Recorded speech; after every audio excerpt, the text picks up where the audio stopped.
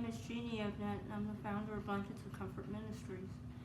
And what we're going to be doing today is to show you how to do a step-by-step on how to put one of our blankets together.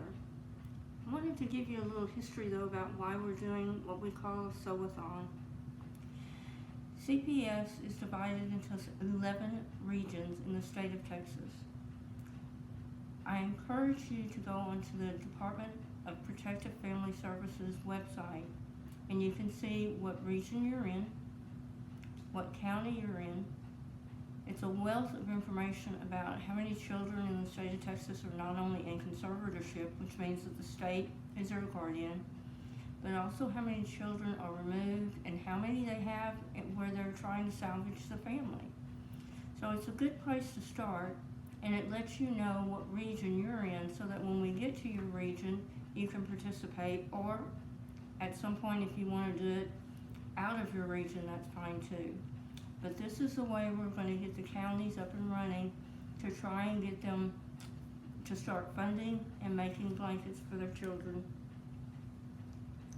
We're starting with Region 4. Region 4 has 23 counties in it.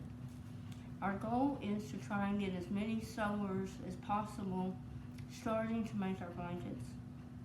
So go on the site, find Region 4, see which county is in. I have it all on the website at this point, how many children are removed from each county. But when you go on that website, it will also tell you what the ages are and the sexes are and the ethnicity of the children that are being removed. That helps us guide how many blankets of different sex, different age groups that we're going to be working with. Now, I have developed kits. I didn't. I borrowed an idea from my first county champion coordinator, who decided that making a kit up was the easiest way to distribute the product that needed to be sewn. So we have them separated. A finished kit will be taped shut. It means that it contains everything that you need to make one blanket. It will state on it if it's a child, boy, girl, teen boy, or teen girls. That's the 4 sections we've decided to do it. It will also have the words of affirmation that will be on that blanket. It has the hearts, it has the stabilizer, it has the label, and I've recently added a plastic bag because once they are finished, they need to be washed, they need to be put in a plastic bag to be given to the CPS investigators.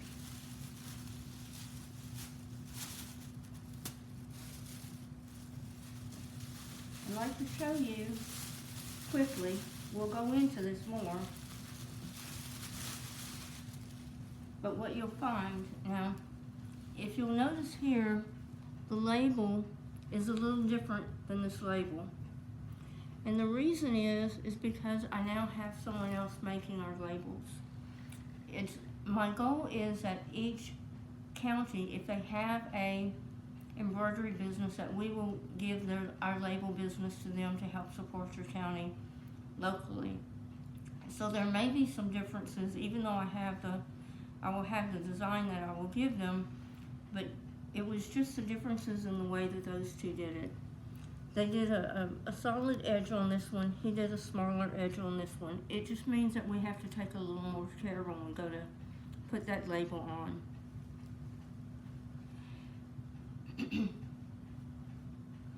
You're going to have the hearts. They can be different sizes. They can be different colors, or they can be all the same size. It just depended on who put this kit together and what they wanted to do. The stabilizer, I'm going to ask forgiveness because sometimes when they were cutting, they didn't realize how important it was for the stabilizer to be the same size as the heart. So if you get one of those kits, please forgive them. They did the best that they could, and I was so glad that they helped me with what they did. you're going to find that there's two pieces of flannel. There's going to be a printed side and one that's going to either be a solid or look solid. This is where the hearts are going to be sewn on. And then you have 2 yards of a fleece batting. So those are the things that you're going to find in your kit. And every kit should have all these items because I've made a list to make sure that I'm not forgetting something. What you are going to need to purchase, sew, or supply